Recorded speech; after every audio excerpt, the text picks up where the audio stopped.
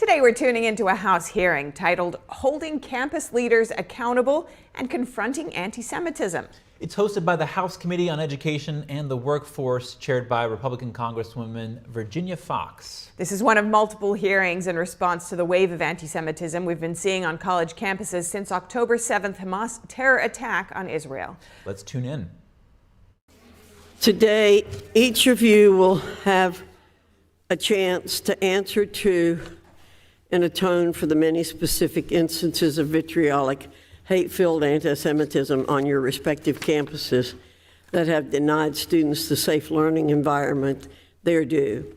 As you confront our questions in this hearing, remember you're not speaking to us, but to the students on your campus who have been threatened and assaulted and who look to you to protect them. Several of those students are with us in this room, including Jonathan Frieden, who's the president of Alliance for Israel and a Harvard Law student.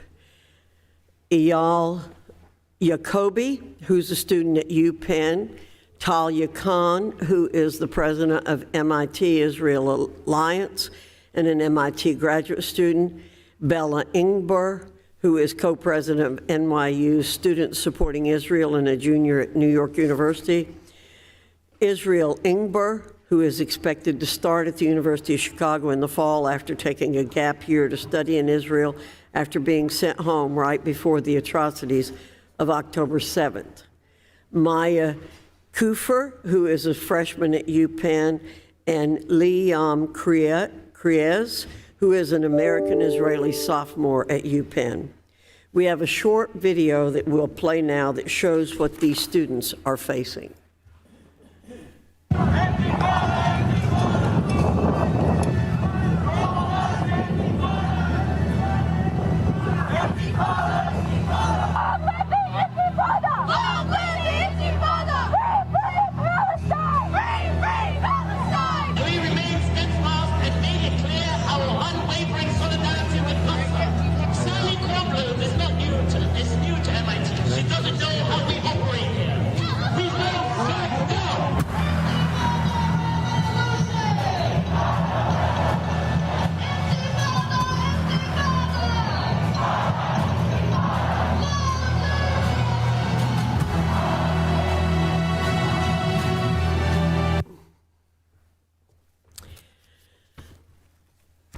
I want to do something which I rarely do, quote the Senate Majority Leader from New York, Chuck Schumer.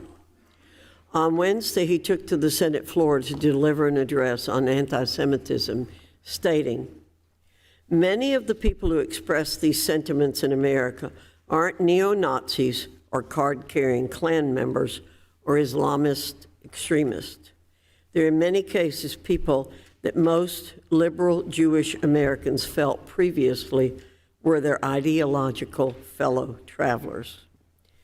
Not long ago, many of us marched together for black and brown lives." End of quote. You see, this speech by the most powerful elected Jewish politician in America was addressed to many on his left flank. He questioned how these elements of the left, which pride themselves on diversity and inclusion, could be responsible for fomenting such hatred toward liberal Jewish Americans. I quote Majority Leader Schumer to you, Presidents Gay, McGill, and Kornbluth, because I understand that speech to be a sort of reckoning for the Jewish identity with the radical left. Yet for 40 minutes, he fails to use the word university a single time. However, after the events of the past 2 months, it's clear that rabid anti-Semitism and the university are two ideas that cannot be cleaved from one another. A prime example of this ideology at work is at Harvard, where classes are taught such as DP 385, Race and Racism in the Making of the United States as a Global Power. The Harvard Global Health Institute hosts seminars such as, quote, Scientific Racism and Anti-Racism, History and Recent Perspectives. Even the Harvard Divinity School has a page devoted to, quote, social and racial justice. Harvard also, not coincidentally, but causally, was ground zero for anti-Semitism following October 7th and is the single least tolerant school in the nation, according to the Foundation for Individual Rights and Expression's 2024 College Free Speech Rankings. UPenn is right behind them at 247th of 248. MIT is in the middle of the pack. What I'm describing is a grave danger inherent in assenting to the race-based ideology of the radical left. Senator Schumer hasn't put the pieces together, but the picture is far too clear now to American Jews. Institutional anti-Semitism and hate are among the poison fruits of your institution's cultures. The buck for what has happened must stop on the president's desk, along with the responsibility for making never again true on campus. Do you have the courage to truly confront and condemn the ideology driving anti-Semitism? Or will you offer weak, blame-shifting excuses in yet another responsibility-dodging task force? That's ultimately the most important question for you to confront in this hearing. I will close with this. I appreciate your appearances today on behalf of Harvard, UPenn, and MIT, respectively. It proves your universities have, at minimum, a sense of accountability to the American people. But my praise for post-secondary education is very limited these days. Harvard, UPenn, and MIT, you have a very big role to play in shaping the future for all of academia. This moment is an inflection point. It demands leaders of moral clarity with the courage to delineate good from evil and right from wrong. With that, I look forward to each of your testimonies. I yield to the ranking member for an opening statement. Thank you, Dr. Fox, and thank our witnesses for appearing today. Historically, college campuses have been hubs for students and faculty to foster intellectual thought and expression. Regrettably, following Hamas's October 7th attack on innocent civilians in Israel and the ongoing conflict in Gaza, college campuses have become polarized, and we've been witnessing a disturbing rise in the incidence of anti-Semitism and Islamophobia. To be clear, this discrimination is nothing new on college campuses, indeed, nothing new in society generally. Any student of history knows that it did not start with the October 7th attacks or any one new event, and it didn't start with diversity, equity, and inclusion initiatives. My colleagues would do well to recall this country has a centuries-long history of racism and white supremacy. At the same time, free speech is a constitutional right and the bedrock of our democracy, and colleges and universities are often on the front lines of defending this right. But schools are also responsible for fostering campus environments that promote understanding, respectful dialogue, and above all else, student safety. So today we'll hear from representatives of universities on their efforts to protect students and address discrimination on campus. Of note, this is an opportunity that my Republican colleagues denied us in 2017 when committee Democrats called for a hearing 6 years ago on campus discrimination, when white supremacists marched through the University of Virginia grounds shouting, "Jews will not replace us." We couldn't get a hearing back then. And while my colleagues claim to be committed to combating discrimination on campus, they're also contradictorily and simultaneously stoking culture wars that can be divisive and discriminatory. Moreover, House Republicans are proposing significant cuts to the Department of Education's Office of Civil Rights, the very office responsible for upholding students' civil rights and investigating discrimination claims. You can't have it both ways. You can't call for action, then hamstring the agency charged with taking that action to protect students' civil rights. In stark contrast, the Biden administration has taken an active role in helping institutions protect students as part of the White House's national strategy to combat anti-Semitism. Under President Biden's direction, the Department of Education has provided additional guidance to colleges and universities on how to uphold their obligation under Title VI of the Civil Rights Act of 1964 and better address anti-Semitism, Islamophobia, and all forms of discrimination on campus. We've also opened investigations into recent incidences on many campuses, including Harvard, Columbia, Cornell, Wesley, University of Pennsylvania, University of Tampa, just to name a few.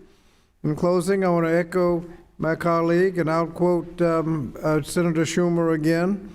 All Americans share a responsibility and an obligation to fight back whenever we see the rise of prejudice of any type in our midst. So today I hope my Republican colleagues will denounce the culture wars that have distracted us from protecting many vulnerable students, and I hope we can stand behind the Biden administration's critical work to ensure that every student and educator has access to a campus free of discrimination, harassment, and violence. To that end, I yield back.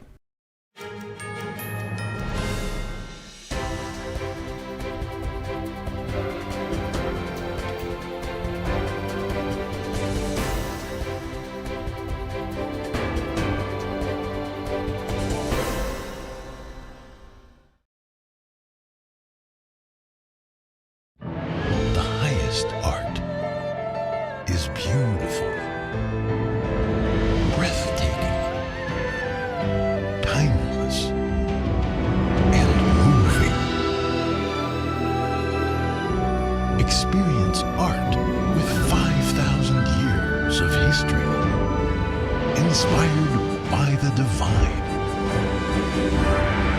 Experience Shin.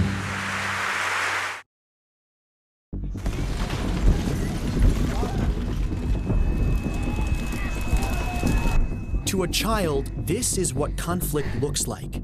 Children in Ukraine are caught in the crossfire of war, forced to flee their homes. A steady stream of refugees has been coming across all day. It's bitterly cold. Lacking clean water and sanitation, exposed to injury, hunger. Exhausted and shell-shocked from what they've been through. Every dollar you give can help bring a meal, a blanket, or simply hope to a child living in conflict. Please call or go online to GiveNowToSave.org today with your gift of $10 a month. That's just 33 cents a day. We cannot forget the children in places like Syria, born in refugee camps, playing in refugee camps, thinking of the camps as home. Please call or go online to GiveNowToSave.org today with your gift of $10 a month. Your gift can help children like Ara in Afghanistan, where nearly 20 years of conflict have forced the people into extreme poverty.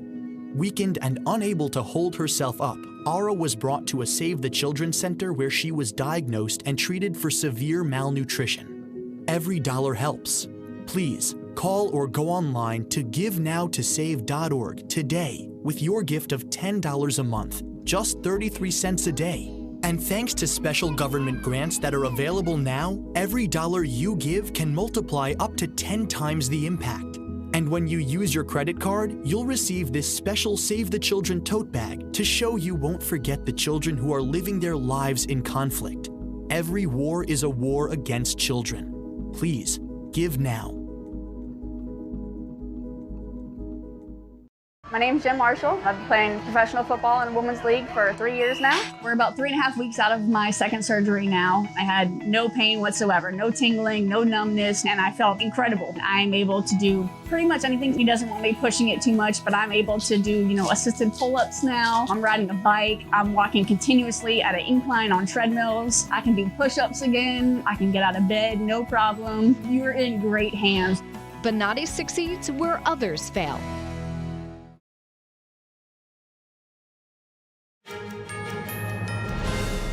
Welcome back. We're watching a House hearing titled Holding Campus Leaders Accountable and Confronting Anti-Semitism. It's hosted by the Committee on Education and the Workforce. The chair is Congresswoman Virginia Foxx, a Republican from North Carolina.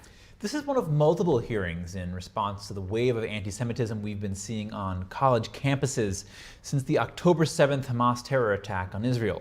Let's dive back in. Pursuant to Rule 8C, all members who wish to insert written statements into the record may do so by submitting them to the committee clerk electronically in Microsoft Word format by 5 p.m., 14 days after the date of this hearing, which is December 19, 2023. And without objection, the hearing record will remain open for 14 days to allow such statements and other extraneous material referenced during the hearing to be submitted for the official hearing record. I now turn to the introduction of our witnesses. Our first witness is Dr. Claudine Gay, who is the president of Harvard University in Cambridge, Massachusetts. Our second witness is Ms. Liz McGill, who's the president of the University of Pennsylvania in Philadelphia, Pennsylvania. Our next witness is Dr. Pamela Natl, who is a professor of history and Jewish studies at American University in Washington, D.C. And our final witness is Dr. Sally Kornbluth, who's president of the Massachusetts Institute of Technology in Cambridge, Massachusetts. Note, Dr. Kornbluth will monitor her diabetes during the hearing. We thank you all for being here today and look forward to your testimony. I'd like to remind the witnesses that we have read your written statements, which will appear in full in the hearing record. Pursuant to Committee Rule 8D and committee practice, I ask that each of you limit your oral presentations to a 5-minute summary of your written statement. I also like to remind the witnesses to be aware of their responsibility to provide accurate information to the committee. If we have a demonstration that gets unruly, we will ask the campus police to take people out immediately. I now recognize Dr. Gay for 5 minutes.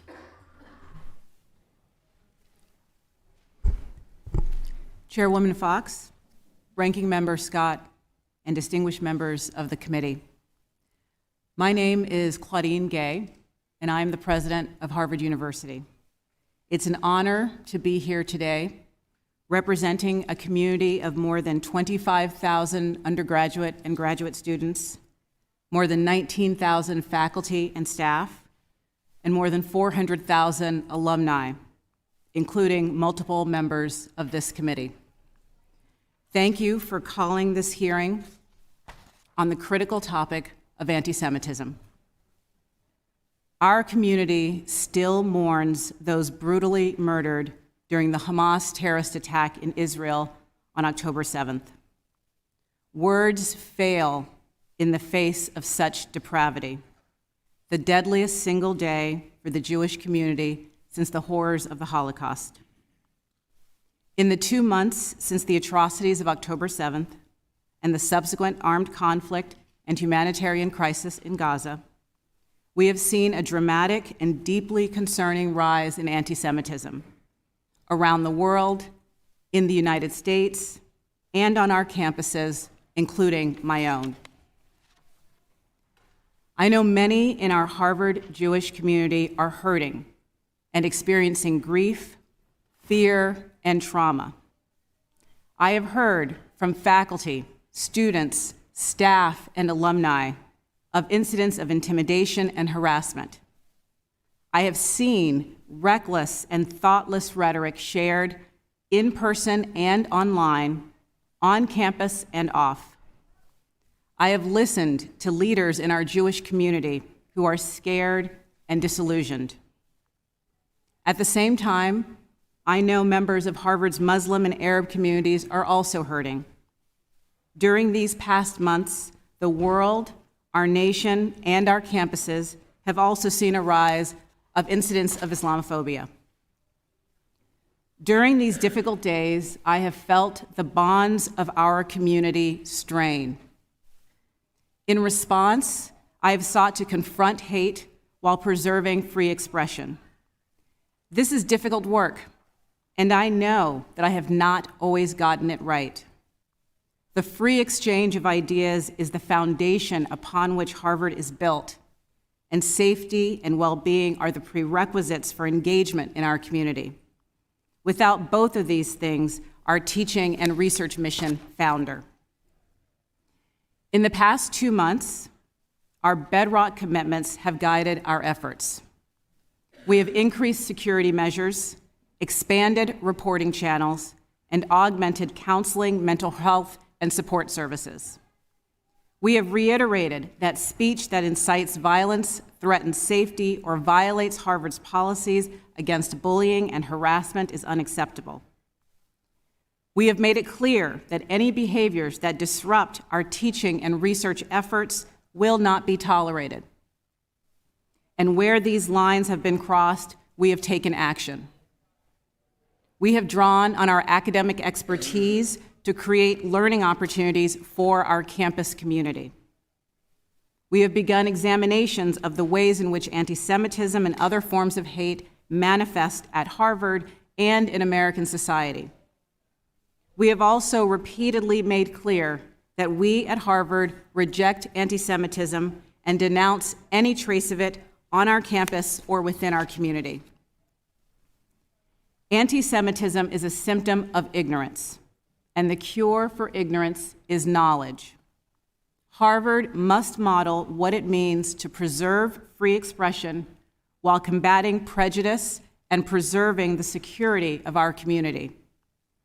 We are undertaking that hard, long-term work with the attention and intensity it requires.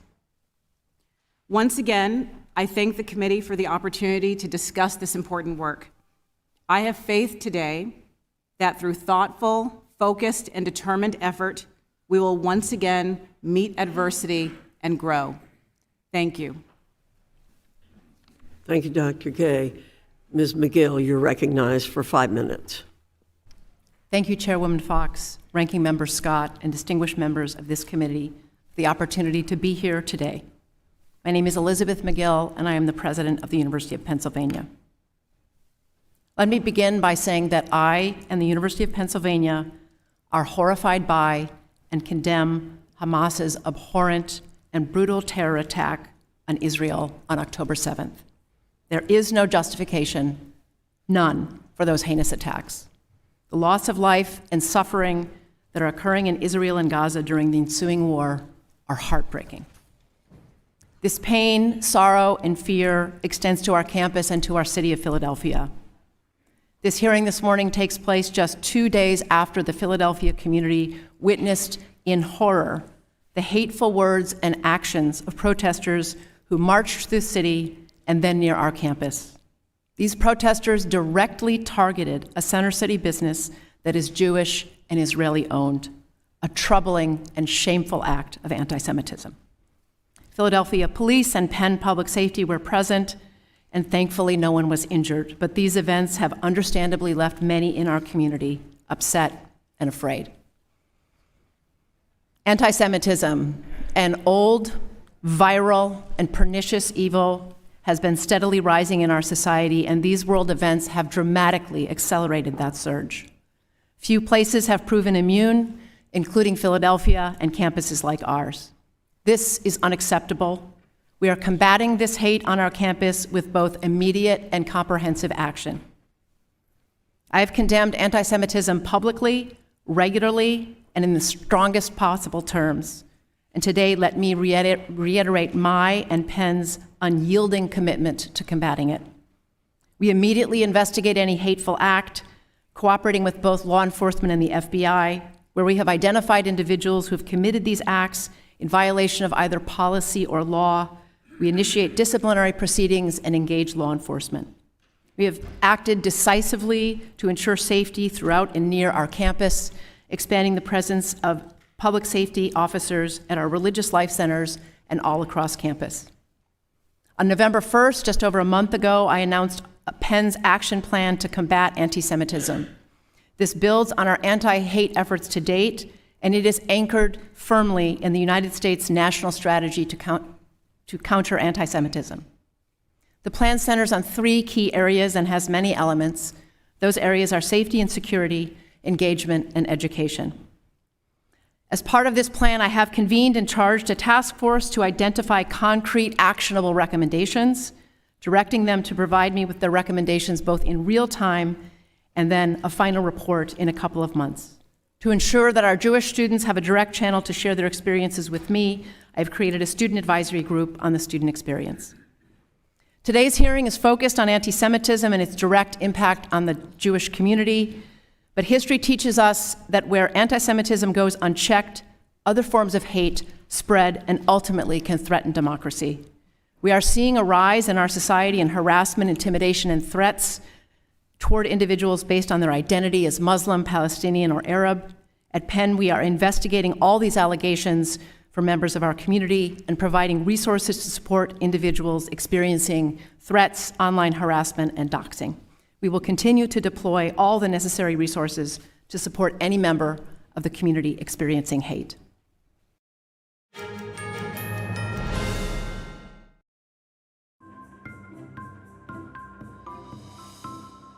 They are some of the hottest videos on social media. Those videos claiming to instantly get rid of bags under your eyes. Annette Figueroa is here to tell us why she says this one is for real. This one is for real, and I'm so excited. Not only does it work on the bags, it works on the appearance of crow's feet, fine lines, and wrinkles. We even have a video, and all he uses is a small amount, and that's how easy it is. And I did this to my father. We were at home, 4 minutes, 34 seconds, completely gone. My real true opinion is holy words I can't say on camera. This is absolutely unbelievable. I mean, I could feel it just lifting my skin. It was amazing. It feels good. Feels great. Looks even better. At our $14.95 price, it's the best way to try Plexiderm and see it work for yourself after your first application. Your solution is at plexidermtrial.com or call the number on your screen. Stay tuned to get this 5-piece bakeware set, a $60 value, absolutely free. Tired of that pan that always sticks? It's so scratched and worn, you can't cook in it. Hi, Chef Daniel Green here with my new hammered pans from Gotham Steel. This complete 9-piece set is guaranteed to beautify your kitchen like never before. Gosh, what I love most about this design is this hammered copper look. It would just look so fantastic hanging in my kitchen. Wow, this is a beautiful pan. It looks great. Look at those eggs dancing around in there. I tell you, I'm sold. Where do I get these? I love them.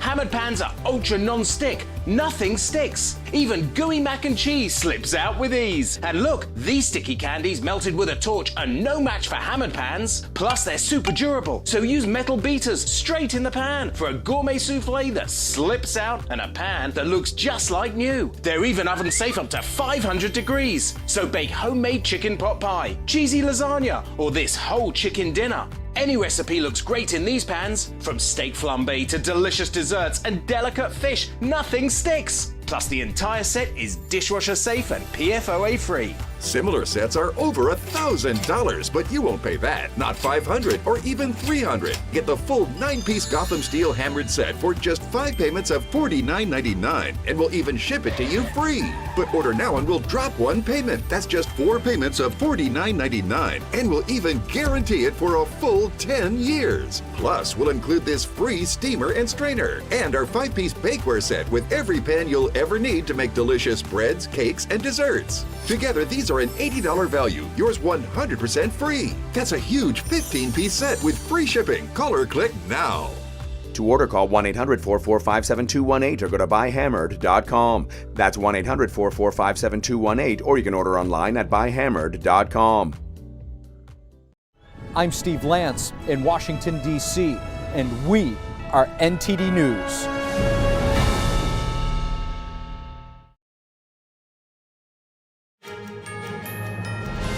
And today we're tuning into a House hearing titled Holding Campus Leaders Accountable and Confronting Antisemitism. It's hosted by the House Committee on Education and the Workforce, chaired by Republican Congresswoman Virginia Foxx. And this is one of multiple hearings in response to the wave of anti-Semitism we've been seeing on college campuses since the October 7th Hamas terror attack on Israel. Let's tune back in. Dr. Natl, you're recognized for 5 minutes. Thank you, Chairwoman Foxx and Ranking Member Scott, for inviting me today. I'm Pamela Natl. I'm a professor of Jewish history at American University, and I'm currently writing the book, Antisemitism, an American Tradition, supported by a National Endowment for the Humanities Public Scholar Award. And I'm delighted to be here today because this gives me an opportunity to thank Congress for sustaining through the NEH scholarship essential to understanding our nation's past. This is the third time I have testified about this topic before Congress.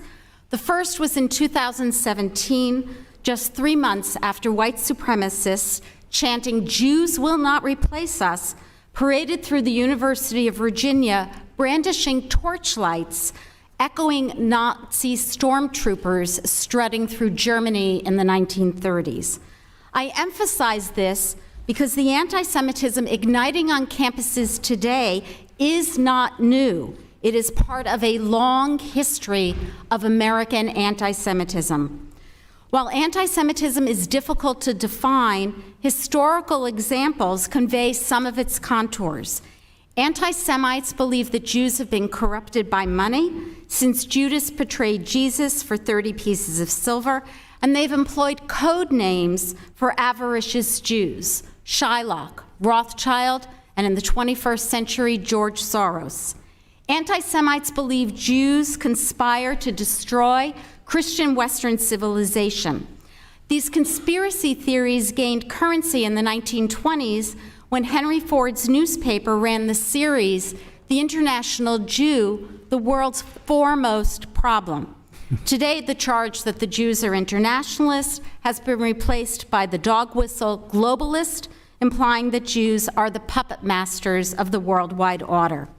Across American history, people from all walks of life have conveyed anti-Semitic ideas since 1654, when New Amsterdam Governor Peter Stuyvesant tried to expel, and I quote, "this deceitful race, such hateful enemies and blasphemers of the name of Christ."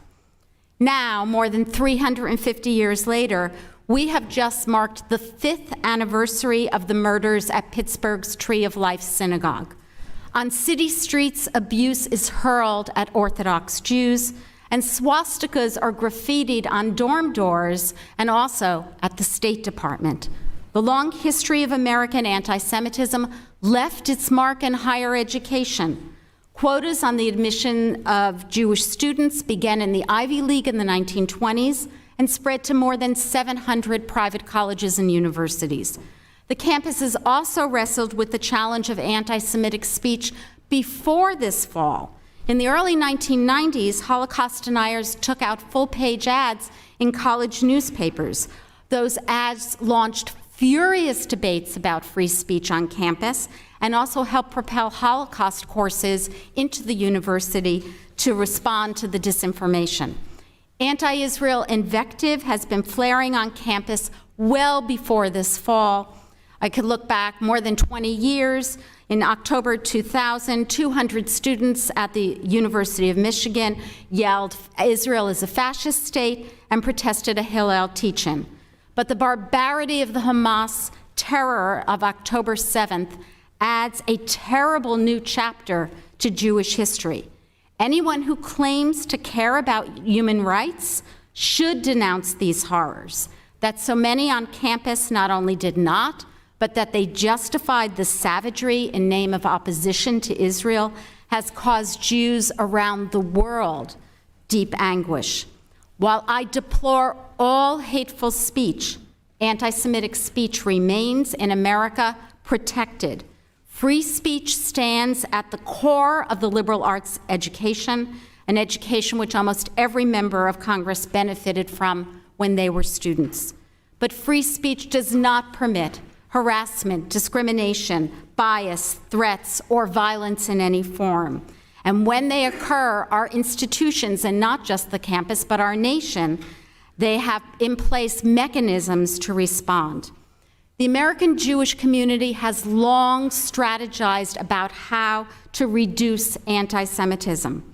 Their efforts received a stunning confirmation when the U.S. National Strategy to Counter Anti-Semitism was published. I believe this is the first time any nation has developed such a document.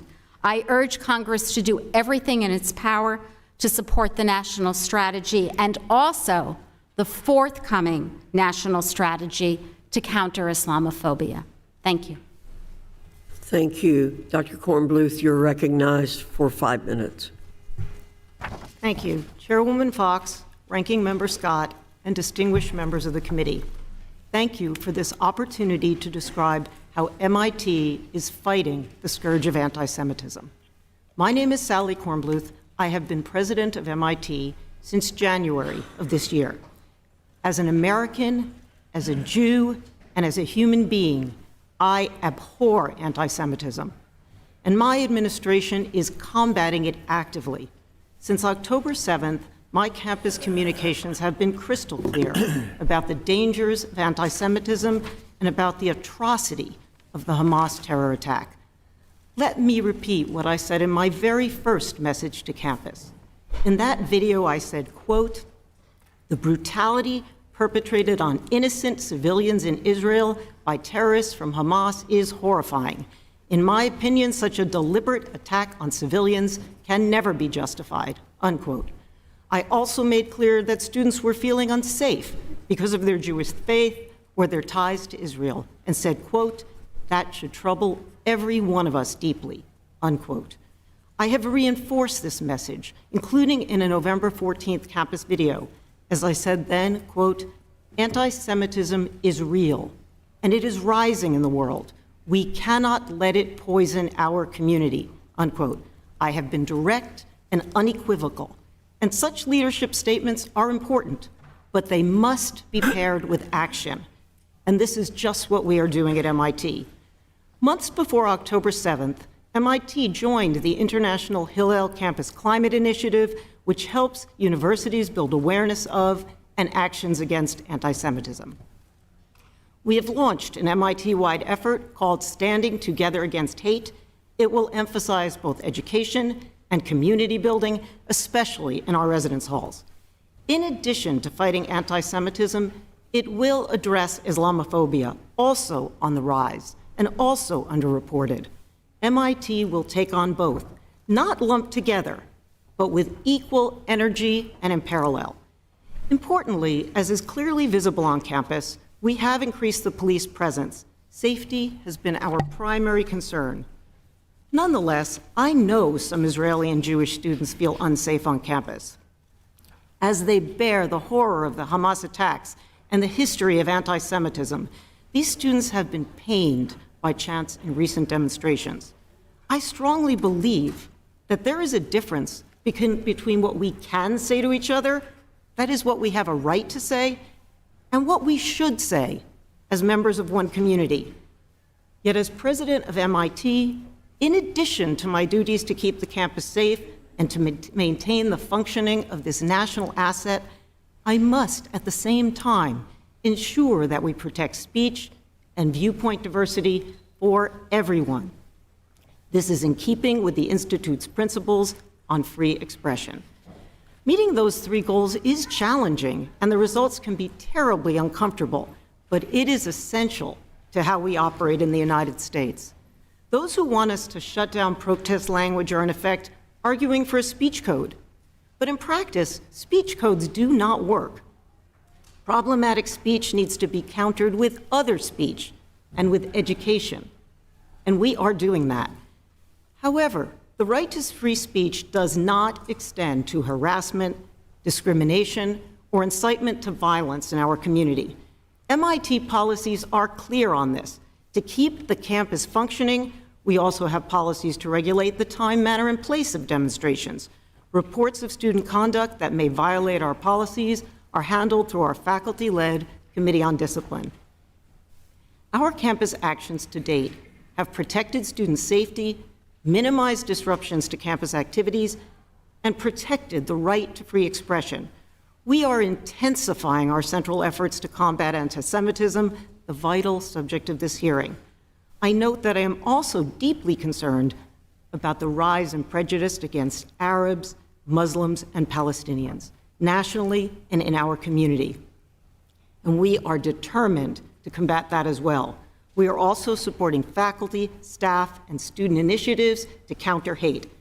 And thanks to an inspiring group of faculty members, we are seeing more discussion among students with conflicting views. We know there is further work to do, but we are seeing progress, and MIT's vital mission continues. Thank you. I'm happy to answer questions.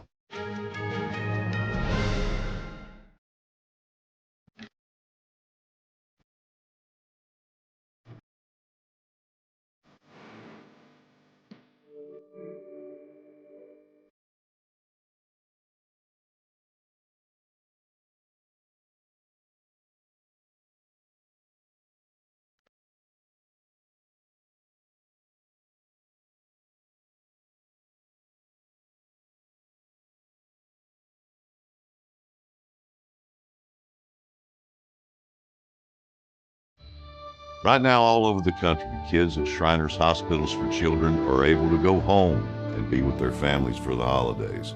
And it's only possible because of the monthly support of people just like you. Thanks to a generous donor, every dollar you give can help twice as many kids like me and have double the impact. With your gift of just $19 a month, only 63 cents a day, we'll send you this adorable Love to the Rescue blanket as a thank you, and a reminder of the care you'll be providing so kids can be with their families. Christmas Eve will find me where the love light gleams. It only takes a moment to call the number on your screen, or you can visit loveshriners.org right now on your phone or computer.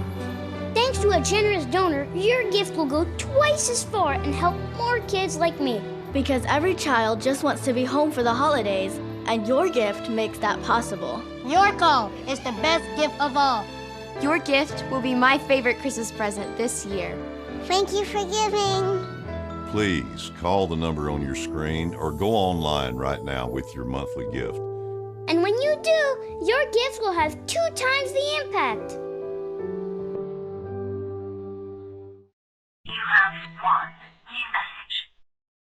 Dr. Bonatti, this is Norm Evans. I played for the Dolphins and the Seahawks. Anyway, I was just calling to say thank you to you again because I'm feeling great. No more back or neck problems after all these years, and I'm doing well thanks to you. I just wanted to say thank you and let you know I was thinking about you, and I always do. Okay, God bless you, friend. Keep up the good work. Visit AskBonatti.com. Anyone who's ever sold a home will tell you it's really hard. And it's one of the biggest financial decisions you'll ever make. That's why who you work with matters. Together with HomeLight, we take care of every detail.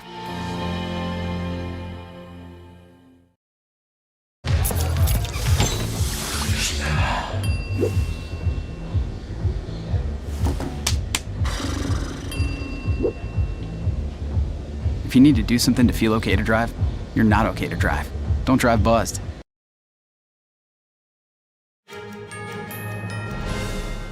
We're watching a House hearing titled Holding Campus Leaders Accountable and Confronting Antisemitism.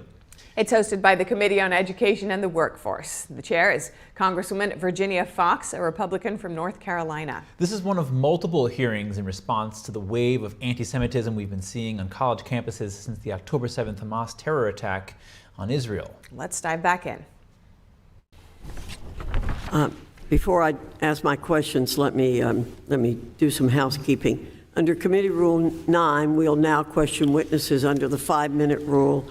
I remind members that I'll strictly enforce the 5-minute rule. So members are advised to keep your questions succinct so the witnesses have time to answer. Please don't talk for 4 minutes and then ask the witness a question.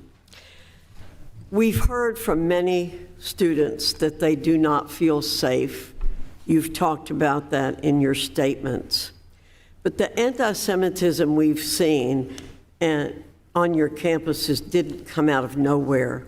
There are cultures at your institutions that foster it because you have faculty and students who hate Jews, hate Israel, and are comfortable apologizing for terror. How did your campuses get this way? What is it about the way that you hire faculty and approve curriculum that's allowing your campuses to be infected by this intellectual and moral rot? President Gay, I'm going to ask you to give me a brief answer. I also would invite you to follow up with more in writing, and we will follow up with you. So I will go down the line, President Gay, then President McGill, and President Kornbluth. Thank you. Thank you, Chairwoman Fox. Again, anti-Semitism has no place at Harvard. When we recruit faculty, we do so with the understanding that they are joining a community where we honor, celebrate, and nurture open discourse, both on the campus and in the classroom. And to be a successful teacher and educator at Harvard requires the ability to draw out all of the viewpoints and voices in your classroom, irrespective of one's political views. And we devote significant resources to training our faculty in that pedagogical skill and to prioritizing that in our recruiting and hiring. Thank you. Ms. McGill. Thank you for the opportunity to address the question. I'm troubled by what you're reporting about the culture of the institutions that we're leading. Very contrary to the values that I hold as a leader of University of Pennsylvania, as well as the institution, where any form of hate is very contrary to our values. I would venture and answer Chairwoman Fox that anti-Semitism has a role in the broader society, and that's what we're seeing happening in the society and on our campuses. And I'm committed to combating it in immediate term and the long term. Thank you. Dr. Kornbluth. Yes, so MIT is a majority STEM education and research institution, and we are devoted to solving the problems that face society. Our faculty are hired for their brilliance. Now, we allow them to say what they'd like in the classroom in the name of free expression, but we are committed to having them know that that our campus must be a welcoming and inclusive environment. And although they may say what they like in the classroom academically, targeting any individual student, harassing or discriminating is strictly forbidden in our classrooms and on campus. Thank you. We will be following up with asking for specific plans for disciplining student and faculty who assault or harass students or prevent them from accessing undisrupted classes or campus spaces. We'll be asking for your plan for preventing this rot from perpetuating, how you're going to hire and assess instructors, how will you change how you govern students, and what are the practical steps you will plan to take. I want to ask you one more question. As I've said, and Ms. McGill, I appreciate the fact that you feel concerned about my feeling about the fundamental culture on the campuses that's foundational to this issue, denial of the right of Israel to exist. So I want to ask each one of you, President Gay, do you believe that Israel has a right to exist as a Jewish nation? I agree that the state of Israel has the right to exist. Ms. McGill, same question. I agree, Chairwoman Fox, the state of Israel has the right to exist. Dr. Kornbluth. Absolutely. Israel has the right to exist. I want to thank our witnesses again for being here and to say we will follow up and to tell you that while we've talked about a larger culture out there, it's the universities who should be examples of what this nation is all about. I yield back and I recognize the distinguished ranking member who is wanting me to recognize Mr. Courtney. Thank you, Chairwoman Fox. And I want to thank you for the moment of silence for the 137 hostages who are still being held to this day. We had a hearing a couple weeks ago on anti-Semitism where I shared with my colleagues and the witnesses that a dual U.S.-Israeli citizen with family in Waterford, Connecticut, was one of those being held at the time, and we thought her husband, her name was Liat Benin and Avi Benin. The good news is a week ago, Liat was released. And unfortunately, a day later, the Israeli military shared with the family that human remains, which were found at the kibbutz where the violent attack took place, unfortunately matched up to Aviv. Again, Hamas never shared the information about whether or not they had him or not, which is just another example of their treachery. Dr. Natl, in your testimony on page 8, you talked about President Biden's U.S. national strategy to counter anti-Semitism, and in particular, you talked about the use of Title VI of the U.S. Civil Rights Act in terms of being an effective tool on campuses to combat anti-Semitism. I was wondering if you could talk about that a little bit. So Title VI allows for responding to some of the issues that the presidents of these universities, but also, frankly, of most universities around the nation, it seems at the moment, have been dealing with in terms of when anti-Semitism moves beyond free speech, beyond rhetoric, and it involves harassment or intimidation. The issue is that the Office of Civil Rights and the Department of Education needs to be fully funded in order to implement the U.S. strategy to counter anti-Semitism. And I just want to comment about this strategy because it is an extraordinary document. It has actions for the White House to carry out, or that division, but it has issues for Congress to carry out, which I have a sense Congress has not been carrying out, and it also has major charges to whole of society to respond to anti-Semitism, some of which we are hearing is already happening on the campuses. The problem is they don't make headlines because they're not a bunch of protesters. Thank you. And again, it's important to note that document was released back in May of 2023, certainly before this committee and the outrageous events of October 7th. And the ranking member mentioned in his opening remarks that, at the same time we're holding this hearing, we're also now still trying to get a budget passed for fiscal year 2024. The majority in the House reported out their budget, which, as he mentioned, carried a cut for the Office of Civil Rights. To be more specific, it's a 25% cut, $35 million out of their rather small budget, $72 million lower than what the president had asked for. We had a witness here again 2 weeks ago from who worked for almost 20 plus years at ADL, the Anti-Defamation League. They've been around for 110 years fighting anti-Semitism in this country. And again, she talked about the fact that, that type of cut is just going to cripple the ability of the anti-Semitism police, if you want to sort of look at it that way, in terms of trying to stop this type of activity on campuses. And again, I was just wondering if you had sort of what your view is of a cut in terms of the impact of the Office of Civil Rights to do its job.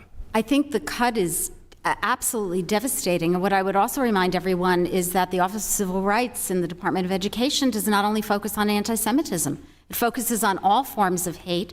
And I would guess, I actually tried to find this information but was unable to do so, but I would guess that the majority of complaints are not coming from Jewish students, although maybe now, given what happened since October 7th, I would guess the majority of the complaints are actually coming from people of color and from others who have faced terrible bias. So it is unthinkable, unconscionable to make that cut. Now, and talk is cheap. I've been around here a while. Budgets are what really, I think, show the true willingness to act in situations like this. And I'd just like to close by mentioning that in Connecticut, a young transfer student, international student from the West Bank, Tahsin Ali Hamad, a sophomore at Trinity College, who's a math major who was up visiting friends in Burlington, Vermont. They were walking from going bowling, and this coward came out of his house with a firearm and at point blank range shot all three students who were they were going to a relative's house at the time. And it shows again that the civil rights effort of the Department of Justice, which also was being subjected to a potential cut, needs to get full funding in the Office of Civil Rights. And with that, I would yield back. And this concludes our coverage of the House hearing on anti-Semitism on college campuses. If you have any news tips or feedback for the show, please feel free to email us at news.today@ntd.com.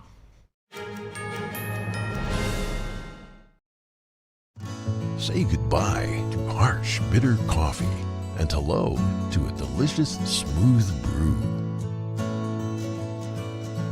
With specialty quality beans, expertly roasted in-house, you'll taste the difference with every sip. Fermented with a blend of 50 enzymes, Days Coffee delivers a rich brew like no other. Made with the highest grade specialty beans available, you're sure to taste the difference. Elevate your morning with Days Enzyme Fermented Coffee.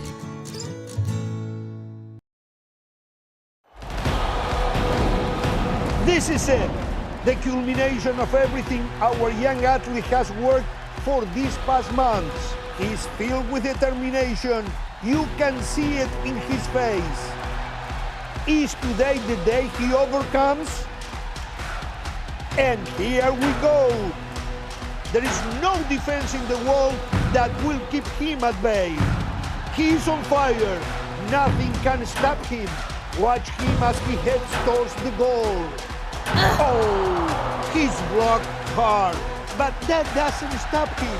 He's a warrior. He's back up. His eyes are on the goal. He's set up for the shot. He shoots. Goal! Achieving goals like this is only possible with the monthly support of people just like you. Please call the number on your screen right now and give your monthly support to Shriners Hospitals for Children so other children can reach their goals too. If you give just $19 a month, only 63 cents a day, we will send you your very own Love to the Rescue blanket as a reminder of the love you're giving us. Because of monthly support of people like you, nothing is stopping me from achieving my goals. And here we go. There is no defense in the world that will keep him at bay. He's going left. Oh, he fakes right and continues. Look at those moves. He takes the shot. Goal! Good shot! Please call or go online now. If operators are busy, call again or go to loveshriners.org to give right away. Your monthly gift helps kids achieve their goals. Goal! You're American, and then you come home and you're Honduran. Totally relate to that. Like, it's like double personality kind of thing.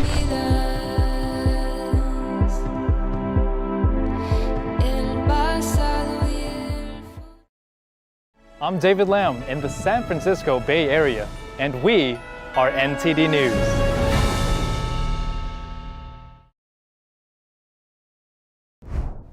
Welcome to NTD News Today. Here are today's top stories. IRS whistleblowers are speaking out about the Hunter Biden tax case. What they're saying as the president's son also faces hurdles in his request to subpoena Trump. Could national security be on the line if a key authorization for the FBI expires? Here what the FBI director is arguing in Congress. Almost 2 months since Hamas's October 7th attacks on Israel, lawmakers in Congress are highlighting the atrocities with families of those still held hostage. Amid a reported rise in violent cartel crime, Treasury Secretary Janet Yellen is traveling to Mexico. Now she's trying to address the fentanyl crisis. Electric vehicle owners report 80% more problems with their cars compared to non-electric vehicles. What's behind the difference? Is your genetic information safe? A testing company reveals a hefty number of users who were exposed to a data breach in October. How about visiting a new city in a staggering minus 70 degrees? Tourists are traveling to Siberia to experience dangerously low temperatures. Stay around to see the footage without having to leave the comfort of your home.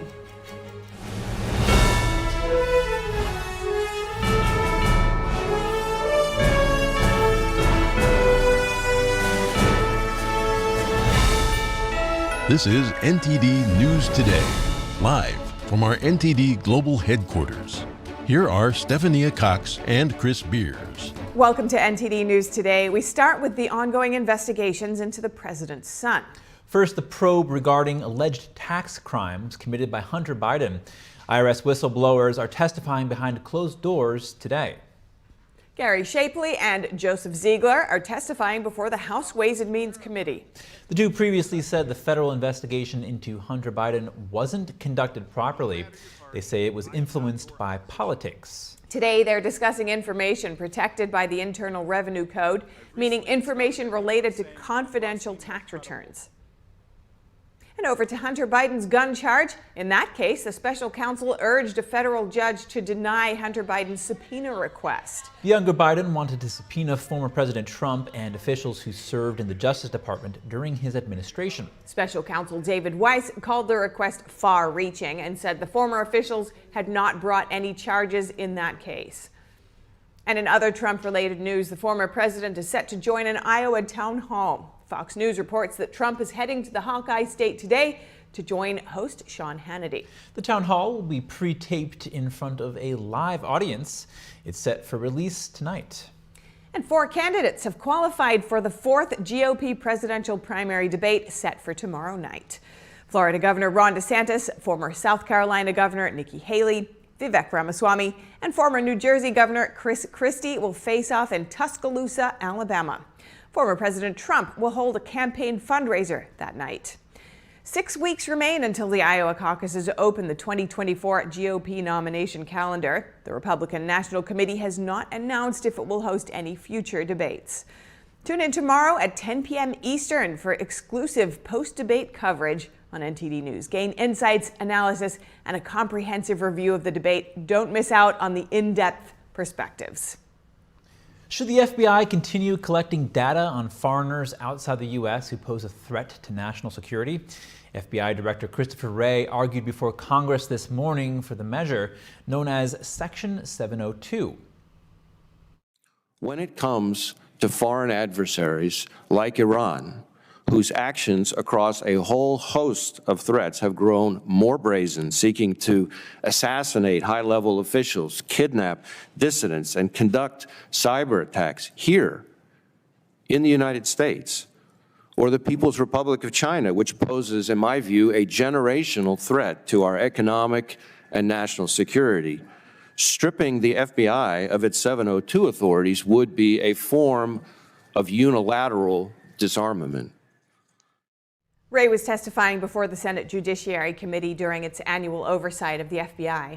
Section 702 of the Foreign Intelligence Surveillance Act is set to expire by the end of the year. It authorizes the FBI to collect data without a warrant on foreigners who are located outside the country. However, it's come under fire for being used to access information on Americans as well. The House Judiciary Committee is set to consider a bill on reauthorizing Section 702 tomorrow. And a prominent disinformation scholar has accused Harvard of suppressing her speech. Joan Donovan alleges that the prestigious university hindered and dissolved her research team. She left Harvard in August. Donovan's team investigated a trove of Facebook files in 2021. They say the documents show algorithms that fostered racial animosity and damaged teens' mental health. The alleged actions impacting her team coincided with a $500 million donation to Harvard, a foundation run by Facebook founder Mark Zuckerberg, and his wife Priscilla Chan made the contribution. Donovan wants Harvard's general counsel to investigate the donation's potential influence. She's also seeking a probe from the Massachusetts Attorney General's office and the Department of Education. Harvard's Kennedy School rejected the allegations. Both Chan and Zuckerberg went to Harvard, where the platform was launched. And members of Congress are highlighting the atrocities of Hamas as the 2-month anniversary of the October 7th attack approaches. A bipartisan panel of lawmakers on the House Foreign Affairs Committee hosted the American Jewish Committee and several family members of hostages held in Gaza.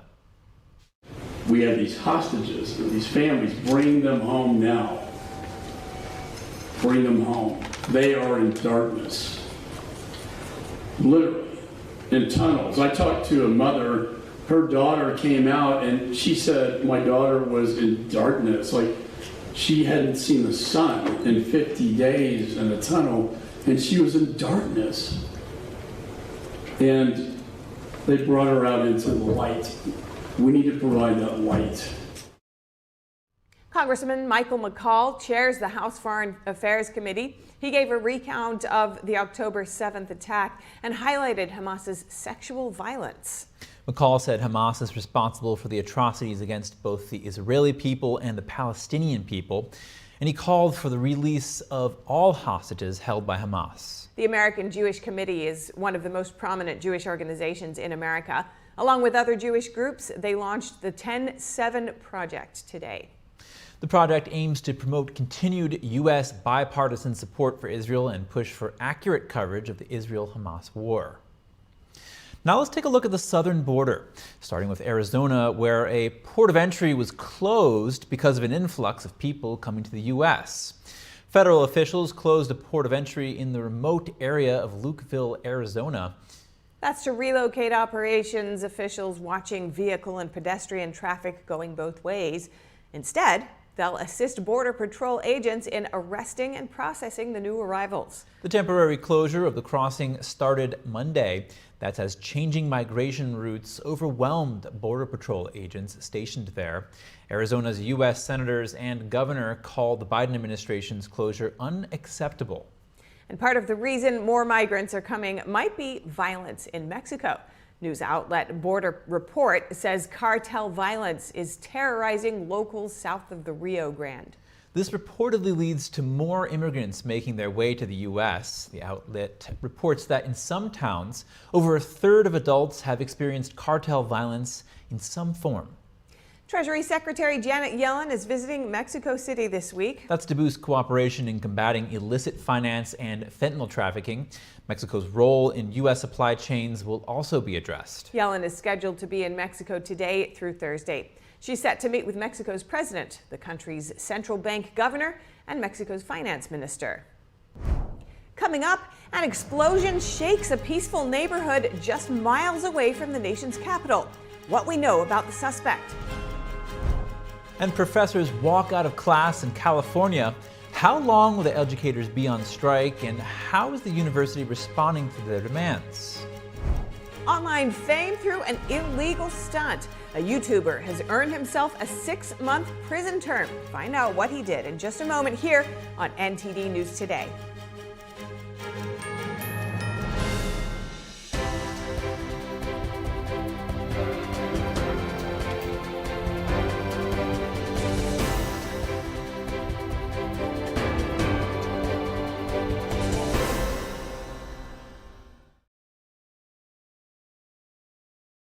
Debating the future of America, Republicans campaign to take the stage and win over voters. Where will the people take the nation? We'll stand with our allies from Israel to Ukraine and stand up to our enemies in Iran and Russia. Watch our news analysis of the 4th GOP presidential debate. We're not teaching kids to hate our country or to hate each other. We will make America great again, greater than ever before. Live on December 6th at 10 p.m. Eastern Time on NTD News.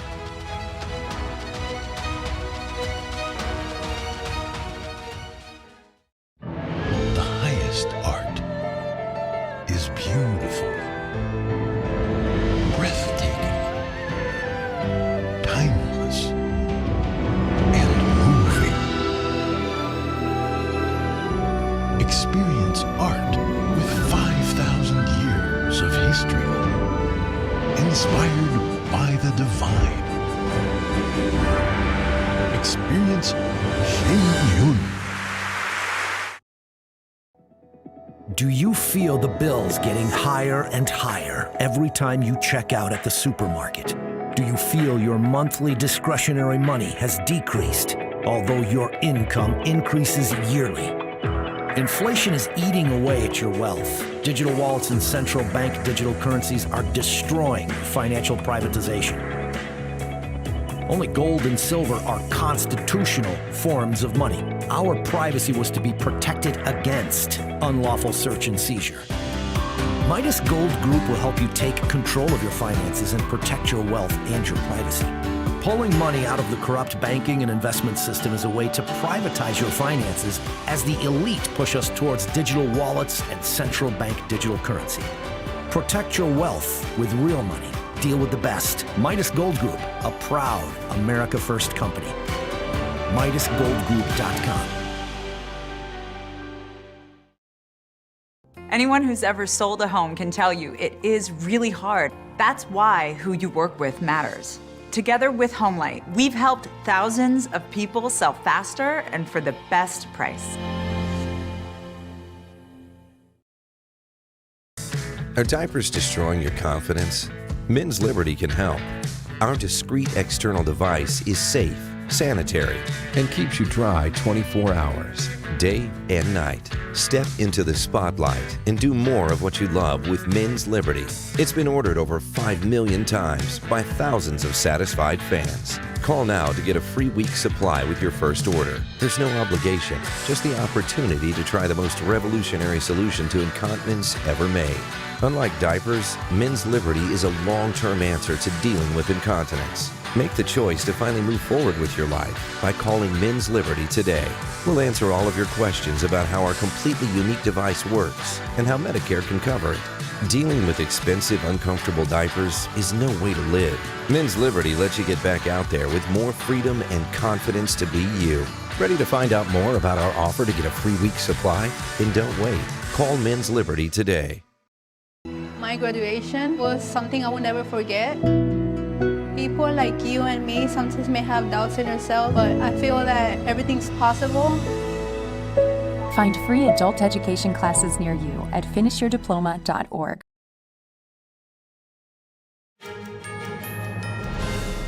An explosion shook a peaceful neighborhood just miles away from the nation's capital. A suspect was reportedly shooting a flare gun as police executed a search warrant. NTD's Sam Wong reports. We're here in Arlington, Virginia, right at the cross street of Ace Road and North Buchanan, and right behind me here is about as close as we can get to where the explosion took place. And of course, a lot has unfolded in this unusually peaceful suburb. At the time of this recording, as you can see, police and other first responders are still on active duty. Bear in mind, this is the kind of stuff we don't often see in real life. So I spoke to a resident nearby, and here's what he told me. I was just washing some dishes, and all of a sudden I see the kitchen window like reverberating like this, and I thought, wow, what's going on? I mean, that was too powerful for a firecracker or something like that. And I had to look outside what was going on, and then all of a sudden I see the fire coming up, and I said, well, something happened. Must be some. The explosion was such that I thought it was a military-grade explosive that went off. So, yeah, well, all the neighbors were out. Everybody was kind of worried. And the moment we heard that there were shots fired, we all went back home. So, but it's kind of worrisome, You never, this is a very quiet area. We never see so many cops in one place. Reporting from Arlington, Virginia, Sam Wong, NTD News. 17 Texas police officers are no longer facing charges for tactics they used during the 2020 George Floyd protests for now. The Travis County District Attorney has now decided to ask the DOJ to step in and investigate instead. 4 other officers still face prosecution. The DA didn't explain why he was deciding now to drop these cases. Many of the officers involved were indicted in February 2022, but no trials took place. There were concerns about whether the police responses during the protests were illegal, and the DA campaigned on holding the police accountable. The mayor of Austin says he hopes the officers will be able to return to community service and their normal lives. He previously floated the idea of pardoning them. The Republican Party of Florida is calling a special meeting to address a chairman facing a sexual assault investigation. Christian Ziegler is accused of sexually assaulting a woman in October. He has denied any wrongdoing and refused to step down, despite calls from Florida Governor Ron DeSantis to give up his role. Ziegler reportedly admitted to the relations, but said it was consensual. In a statement Friday, Ziegler's attorney said, quote, "We are confident that once the police investigation is concluded, that no charges will be filed."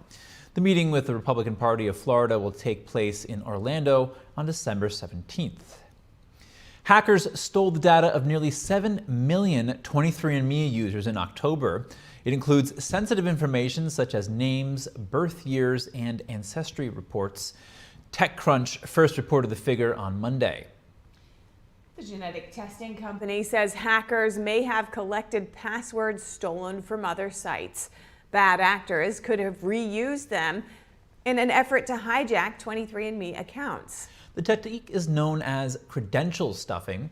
It's one reason why cybersecurity experts recommend using different passwords for different sites. Two-factor authentication is another useful tool that can also help disrupt this kind of hack. The breach impacted about half of the company's customers. 23andMe has a total of about 14 million users. And when a company reinvests its profits, should investors be taxed on them? The Supreme Court is hearing a case today which could have sweeping ramifications for the existing tax code. The case centers on Charles and Kathleen Moore, who were investors in an India-based company. They were hit with a one-time $15,000 tax bill because of a provision in the Tax Cuts and Jobs Act. The Moores argue they shouldn't be taxed because the company's profits were reinvested and they never received any income from it. The justices could limit their decision to just this measure, but any ruling in favor of the Moores could inject uncertainty into the nation's current tax code. And California State University faculty are launching 4 days of strikes across various campuses. The educators are demanding better pay and benefits. So essentially the general salary increase, which is what we are given to keep up with inflation, was compounded since 2019 has been 7.1%. Our inflation in this area is 22.5%. And the way the finances are being managed by the system right now in the university, it really feels like a corporation. The California Faculty Association is holding the strike. The union represents roughly 29,000 professors, librarians, coaches, and others. The group is fighting for a 12% salary increase. The union is also asking for longer parental leave, a full semester instead of the current 6 weeks. The university's chancellor's office says the pay increase they're seeking isn't feasible. Other California State University workers are also asking for more pay. And what's the future of Medicare? Presidential candidates have on the whole been fairly mum on this touchy topic amid warnings that the benefit system could run out of money in just a few years. But now Nikki Haley, Ron DeSantis, and former President Trump have come out with stronger stances in recent days. This as polling data from KFF in May suggests nearly 60% of Americans see the Affordable Care Act favorably. Earlier, I spoke with former U.S. Product Safety Commissioner beneath Trump and Obama, Anne-Marie Burkle, who is also a former top GOP Congresswoman.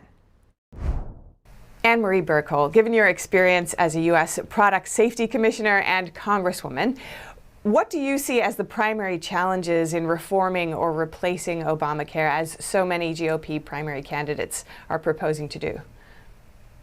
Well, thank you for the question. And I will say that probably it's my nursing background that I spent some time in nursing before I went to law school. And I have a daughter who's a nurse. So this healthcare is very near and dear to me. But I think what the Affordable Care Act did was it just skyrocketed the price of healthcare. And so what members of Congress and our lawmakers need to do is to lower the cost of premiums. And you do that by lowering the cost of healthcare. And I think affordability of healthcare is foremost on the minds of the American people. And with that in mind, there's overhaul being suggested by various candidates. And at the same time, recent polling shows that the Affordable Care Act is still quite popular. So what do you suggest that these candidates keep in mind when they're making their proposals? So I think it's important to talk about lowering the cost of those premiums, but not removing any of the services that are provided by the Affordable Care Act. As you say, the American people have gotten used to that law. It's been in place now over 10 years. And so they don't want to hear about replacing the Affordable Care Act. And so I think what Congress needs to do is to look at the free market and see how they can best lower the cost of health care without really damaging or affecting any of the services that the American people can get. So what elements of the Affordable Care Act do you think have been successful? You mentioned affordability, but what alongside that do you think needs reform, if anything? It's less about what needs to be reformed with the Affordable Care Act, but more about the system in general. So if you look at what lawmakers are doing right now, they're really doing more special interest legislation. They're doing Pharma's bidding. They're doing the big, harsh hospital monopolies. They're doing their bidding. And they really need to get back to focusing on the American people. In the Senate, Bernie Sanders he's chairman of the Health Committee, which is addressing health care issues. And so we know where Bernie wants to get. He wants to get to single-payer health care. That's problematic. The Republicans really need to develop an agenda of their own. They need to modernize, streamline the FDA so that we can get more bioidenticals, more generic drugs into the marketplace. They need to reform the patent system so more drugs can come off the patent and be available at a much lower cost. So a lot of things they can do, and it's not by following along with the Democrats. They really need to be creative and really focus on the free market solutions. And so with the next GOP primary debate coming up, what do you think viewers would be wise to watch out for regarding Obamacare and statements about Medicare? I think it's really the candidates understanding that it's the free market, not more government, that's going to lower the cost of health care. And by doing some of the things I suggested, modernizing the FDA, looking at hospital monopolies, that's something that has really driven up the cost of health care. Smaller hospitals have merged into large monopolies, and they can drive up the cost of insurance coverage because they can demand, they've got more leverage when there's several hospitals, they can demand higher prices from the insurance companies. All of those things drive up the cost of health care. And what Congress and what any candidate who's standing on that stage needs to understand, the American people don't want health care taken away, but they want it to be more affordable. Thank you so much, Anne-Marie Burkle. Great to speak with you. Thank you so much. Good to be with you. An all-female Catholic college will admit men who identify as women. St. Mary's College in Notre Dame, Indiana said it will consider admission for undergraduate applicants who, quote, consistently live and identify as women, unquote. The bishop of the regional diocese, Kevin Rhodes, said the new policy is at odds with Catholic teaching. For clarity on what those teachings are and why the college has taken this stance, I spoke with Ryan Helfenbein, Executive Director of the Standing for Freedom Center at Liberty University. Ryan Helfenbein, thank you for joining us. What's the view of the Catholic Church on this issue? Well, I would say that traditionally the Catholic Church has always acknowledged when it comes to the doctrine of biblical anthropology that men and women are created in the image of God. And so that's something that's shared between Protestant and Catholics alike, has been shared for well over a millennium and a half, when you think about it, 1,500 plus years since the early ecumenical councils. And so it is bizarre to think that any Catholic institution of any size, whether it be the church itself or a college, a Catholic college bearing the Catholic name, to compromise on this issue, because it is an absolute sacrilegious posture against God himself. Why is St. Mary's College going against this viewpoint of the church? Well, I think that this comes down to pragmatism. I think that this is the politics of the day, and you look at so many areas of compromise that whether it be traditional mainline Protestant churches, Catholic churches, the cultural and sexual revolution is so pervasive in culture that they're looking for ways to compromise in order to buy themselves or win themselves support. So they're trying to ingratiate themselves with the zeitgeist of today, with the spirit of the age. And I think that it's pragmatism that is fueling this move. And what kind of pressures inside and outside the organization do you think are, leading to this? Well, very good question. I'm glad when you say pressures.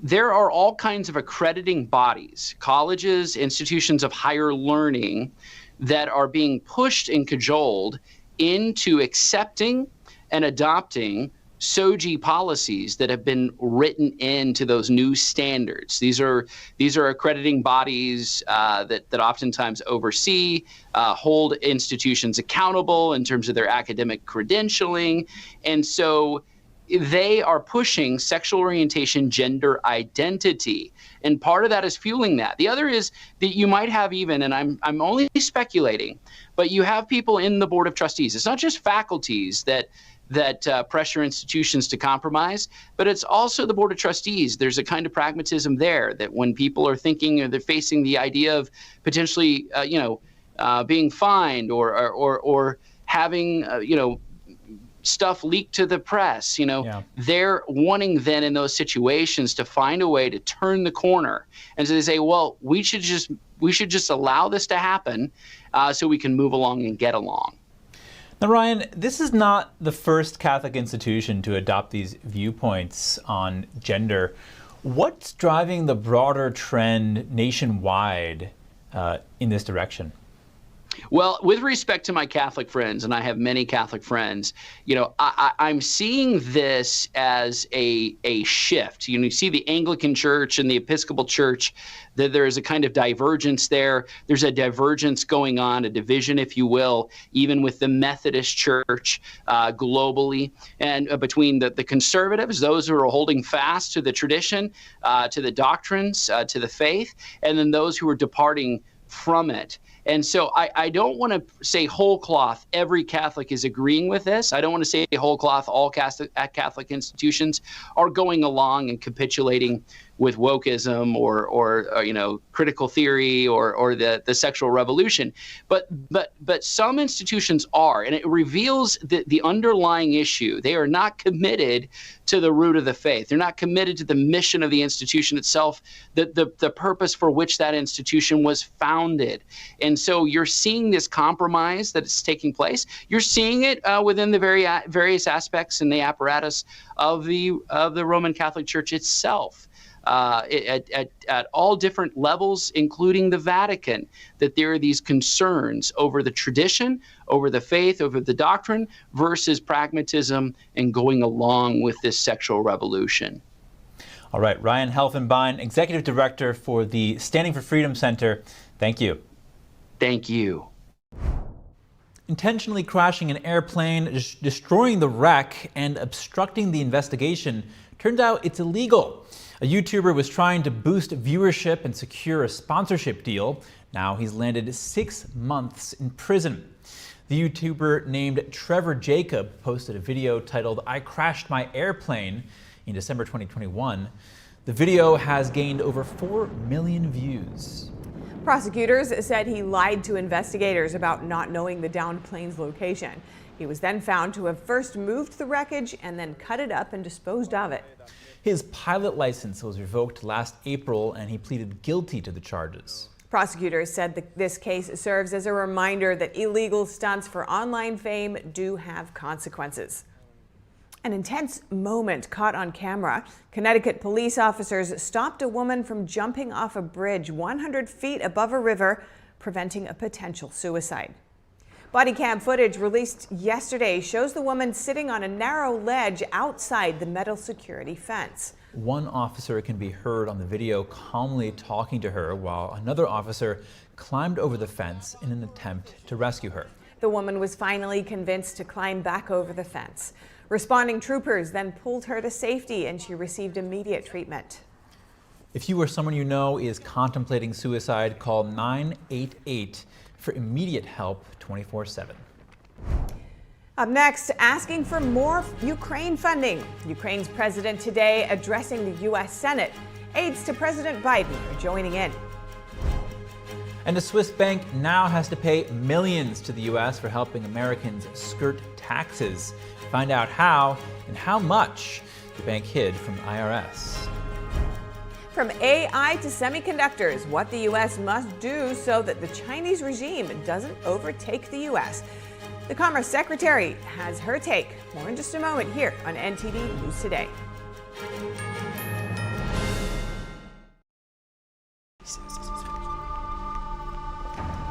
I'd like to say this is the first time, but there have been others. How many?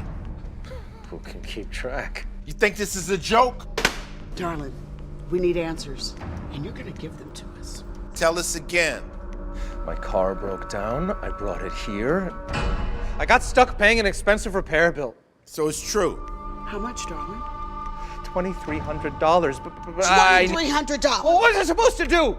My transmission was shot. You pick up your phone and you call CarShield before the car breaks down. Plans through CarShield cover up to 5,000 parts and systems in your car. That's right. A plan through CarShield could save you on some criminally high auto repairs, especially if your car is out of warranty. So, call CarShield, America's #1 auto protection company, before a breakdown and save yourself from getting stuck in car repair jail. Let me guess. You hate saving money. Who hates saving money? Apparently you do. All you had to do was call CarShield. And you could have protected yourself against expensive repairs. Yeah, and then my price will go up the minute I file a claim. Shut up! CarShield has the price locked in. For as long as you cover your car. I guess I should have called CarShield? It's about time you said something that made sense. Now you know what you need to do next time. That he'll call CarShield now.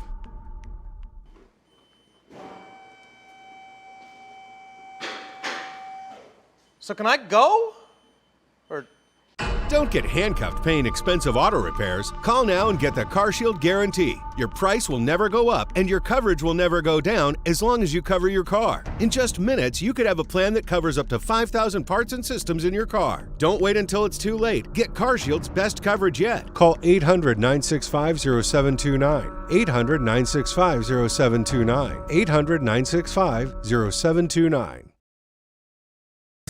Are diapers destroying your confidence? Men's Liberty can help. Our discreet external device is safe, sanitary, and keeps you dry 24 hours, day and night. Step into the spotlight and do more of what you love with Men's Liberty.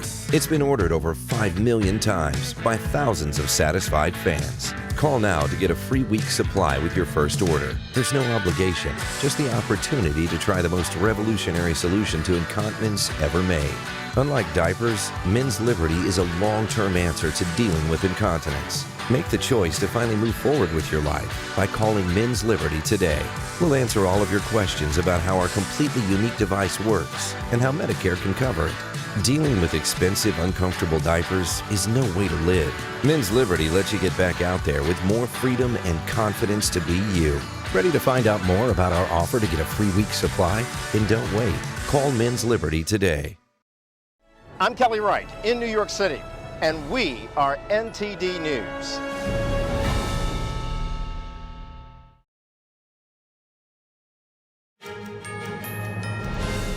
Welcome back. Here with us now is business host Don Ma to discuss the Supreme Court case involving pharmaceutical company Purdue Pharma. Justices struggled over whether to allow Purdue's bankruptcy settlement to go through. Don, tell us about this case.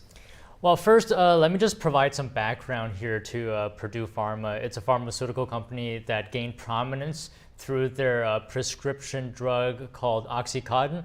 It's a painkiller.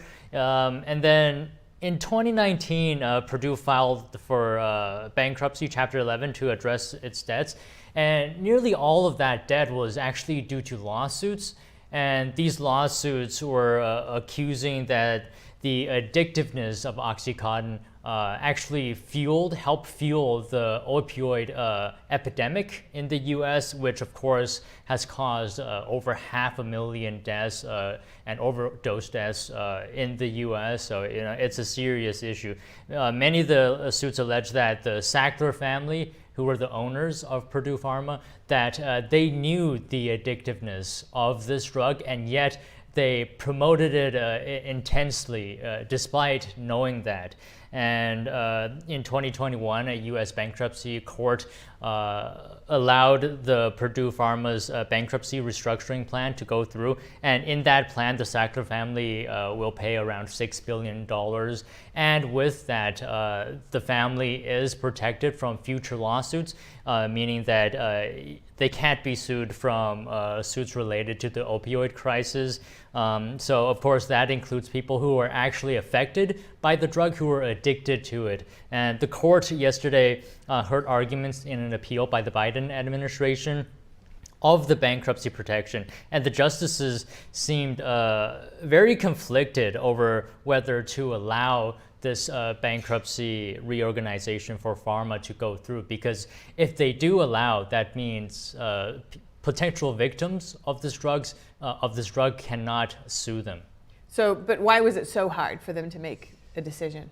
Well, because this is no ordinary bankruptcy case. The case touches upon the nationwide issue of people being impacted by this opioid epidemic, which is, of course, very sensitive topic. But just as important is also about whether bankruptcy courts have become too powerful in the United States. The core issue here for the Supreme Court yesterday was whether the Sackler family should be protected against future lawsuits on this topic. It doesn't really matter what the court decides to do. It's going to have a profound impact for the future. If the justices decide the bankruptcy plan can't be used to protect the family, it could mean that in the future litigation could take longer for bankruptcy plans and could slow distribution to creditors.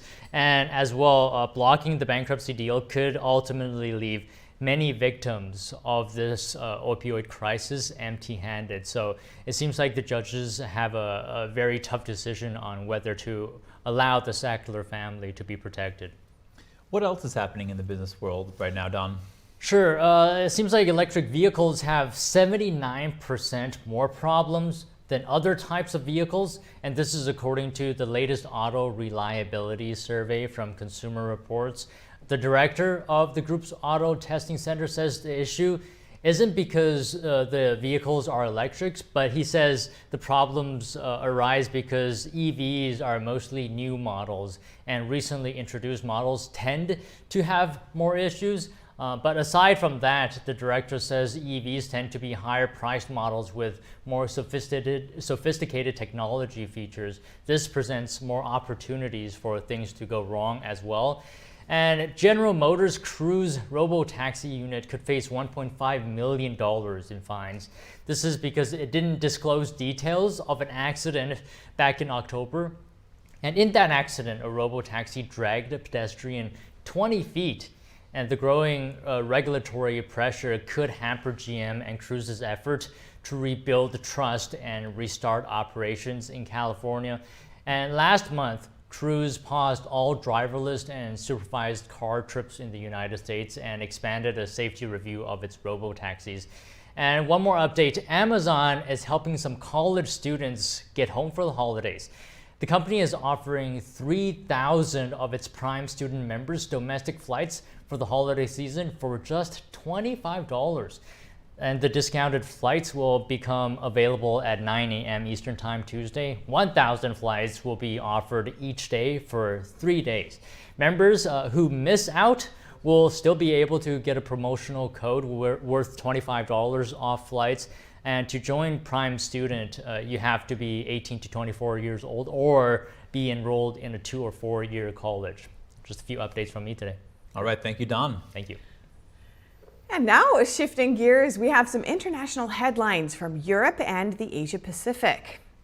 Ukraine's President Volodymyr Zelenskyy is set to address U.S. senators at a classified briefing today. He'll join the meeting via a secure video conference feed. He and top aides to President Biden will advocate for more military assistance to Ukraine. The White House this week said it will run out of funds for Ukraine by the end of the year. That's as Ukraine is facing winter attacks by Russia. Senate Majority Leader Chuck Schumer says the administration invited Zelenskyy to address senators so they can hear directly from him precisely what's at stake in this vote. Russian President Vladimir Putin inspecting a planed nuclear button in a new atomic bunker. Putin was given an explanation of a Soviet nuclear bomb designed and shown a mock control panel for launching a nuclear test. The tour looked like a warm-up for an imminent re-election campaign. And the Kremlin today confirmed that Putin would visit the United Arab Emirates and Saudi Arabia on Wednesday. Putin will also host Iran's president in Moscow the following day. All three countries are oil producers. Last week, they announced new voluntary production cuts.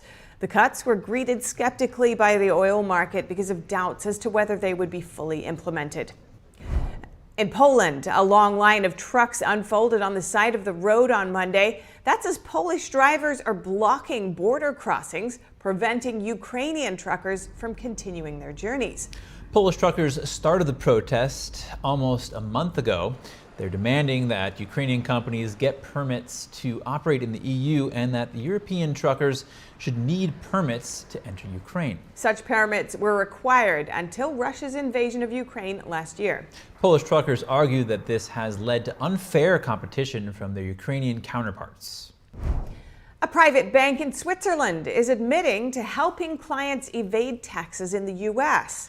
Bank Pictet had hid more than $5 billion from the Internal Revenue Service at various other banks. This let clients evade about $50 million in taxes between 2008 and 2014. The bank has now negotiated with the U.S. for deferred prosecution.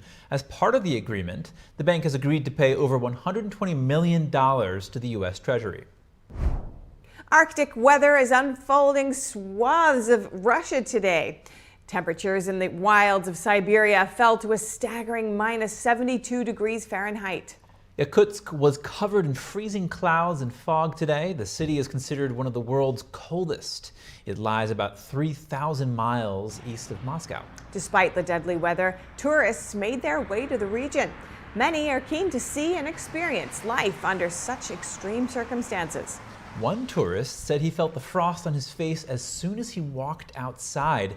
He said his phone lost charge within minutes. And in Denmark, military divers detonated a World War II bomb on Sunday. The Deepwater bomb weighed about 300 pounds. Defense forces say they exploded the bomb about 4 feet underwater and around 2 miles off the Danish coast. Despite the depths, video shows the bomb spraying water into the air. In the face of threats from the Chinese regime, what should the U.S. be doing to maintain its edge over key technologies? Here's Commerce Secretary Gina Raimondo at a defense forum. America leads the world in artificial intelligence, period, full stop. America leads the world in advanced semiconductor design, period, full stop. That's because of our private sector. That's because we have great innovators. It's because of our public sector, too, investing in that. We're a couple years ahead of China. No way are we going to let them catch up. We cannot let them catch up. So we're going to deny them our most cutting-edge technology. Raimondo is speaking at the Reagan Defense Forum, a symposium of government and industry officials in California. Her Commerce Department plays a vital role in enforcing sanctions and export bans against the Chinese regime. She argued that national defense is more than military weapons. She said it also depends on technology and innovation. And that's why Raimondo said in order to defend itself, the U.S. must also have the most competitive economy in the world and an innovation engine that leads the world. Coming up, families gather for a night of food and celebration at a winter Wonderland festival. We'll take you to the Christmas market and its unique lights. And a runaway kangaroo in Canada. Police finally capture her after she strikes an officer in the face. We have more of the amusing footage shortly here on NTD News Today.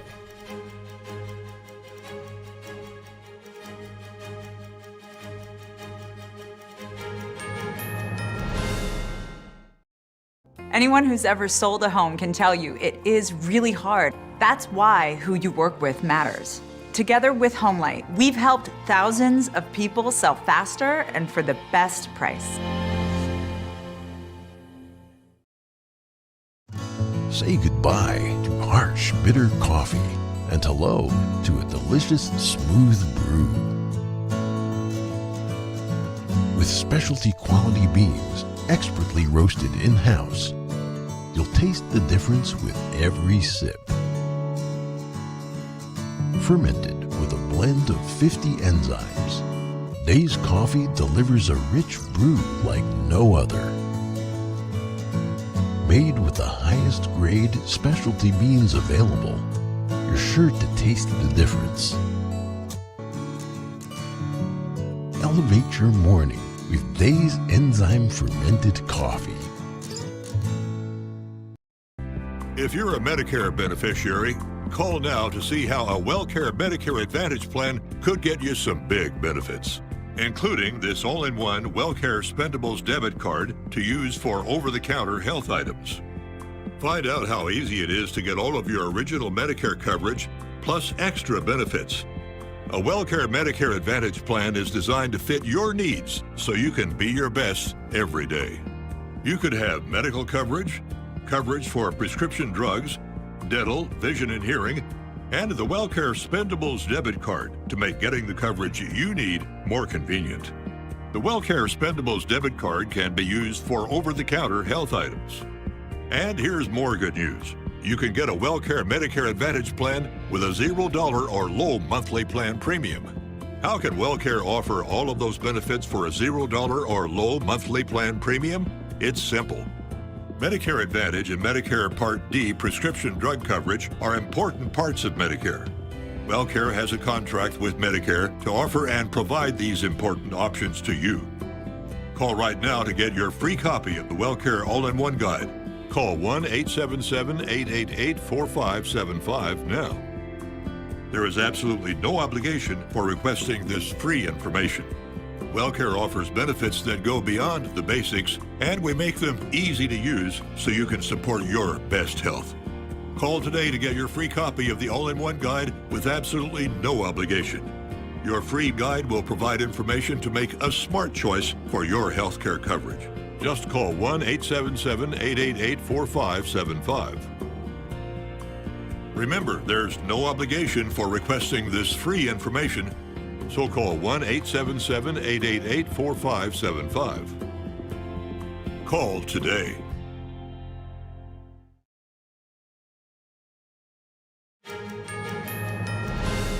It's time to get cozy for the holidays. Check out this Christmas market and winter wonderland in upstate New York. The local community gathered in New Century Event Center to peruse holiday products and tasty treats. 3, 2, 1. The dazzling Christmas tree was lit as this year marked the second annual Christmas Market and Winter Wonderland event hosted by New Century. The Northern Schoolhouse Chorus performed Christmas songs for the audience. The Christmas spirit and the Christmas holiday is really about giving. It's a time of giving. It's a time of thinking about others in need, thinking about families, thinking about all your friends, thinking about the beautiful local community that we're a part of. So we wanted to do this event so that people could come here and feel that spirit and feel that appreciation we have for them, and also just for the love that we have for Christmas. Public officials were present and expressed their appreciation for the activities that enrich community culture. Just come on out and visit. You have another weekend coming up. You're going to do this on the 9th also, or? I think it's good. I think it's introducing a lot of people to a new culture. And I think that everyone's getting to know their neighbors. And there's some great exhibitors here, too, selling some products and some good food over there, too. The reindeer and Christmas sleigh attracted festival goers with tons of opportunities for photos. There were also lights showcasing the principles of Falun Gong, also known as Falun Dafa, an ancient Chinese meditation practice. These 3 words are very meaningful because the world needs truthfulness, compassion, and forbearance. We also put lotus flowers because they represent innocence and kindness. The Christmas market and light show will return on Saturday, December 9th from 3 to 8 p.m. Merry Christmas! And the National Park Service has released its list of free admission days for next year. You can visit any of the more than 400 national parks on the following days without paying an entrance fee. The first is Martin Luther King's birthday on January 15th. And the first day of the National Park Week on April 20th, Juneteenth on June 19th, the anniversary of the Great American Outdoors Act on August 4th, National Public Lands Day on September 28th, and Veterans Day on November 11th. You may still have to pay for certain amenities like camping, boat launches, or special tours. A runaway kangaroo finally apprehended in Canada after spending the weekend in the wild. But it wasn't easy. She scored a punch in the face of one of the police officers who brought her to her run to an end. According to Canadian News, the kangaroo hopped over her handlers during transport to a new home last Thursday. Officers on patrol spotted her early Monday morning on a rural property east of Toronto. So in accordance with best practices by the handlers, the officers actually just grabbed it by the tail and they were able to safely keep her contained in the area. Only one of the officers was actually struck in the face during the apprehension, but he'll be just fine and we won't be continuing the investigation. And car enthusiasts, get ready. A famous Lamborghini from an epic movie is up for sale at Sotheby's, New York this week. The car behind me, this is the 1989 Lamborghini Countach 25th Anniversary Edition. But it's not your average Countach. This is one of two Countaches used in the Wolf of Wall Street movie. This 1989 Lamborghini Countach was used in driving scenes with Leonardo DiCaprio in the movie. One of the cars used was actually destroyed during the filming, but this one is the real deal. With its white-on-white design, it's a rare gem with only 12 of its kind believed to exist. Sotheby's expects it to fetch $1.5 to $2 million when it goes up for sale on Friday. And also in New York, you could buy a watch previously owned by artist Andy Warhol. Christie's New York Luxury and Design Week is featuring some incredible items for sale. One highlight is a rare pair of orange diamond earrings known as the California Sunset earrings. The fancy vivid orange-yellow diamonds weigh around 12 carats. They are estimated to sell for $7 to $12 million. The Warhol watch is estimated to fetch $350,000 to $550,000. We are absolutely delighted to offer this spectacular timepiece for sale this season. It is a Patek Philippe reference 3448 perpetual calendar with moon phases. What's extra special about this piece is that it was owned by Andy Warhol himself. The watch is 18-karat yellow gold. It's a perpetual calendar with moon phases. It's exceedingly rare in its own right because only 450 pieces were made in yellow gold. So if you add that to the incredible provenance of this timepiece and the previous ownership of this timepiece, it's a one-in-a-lifetime opportunity. And that's all for today's news. Thank you for tuning in. Feel free to reach out to us with any news tips or feedback at news.today@ntd.com. And we'll be back with more stories tomorrow.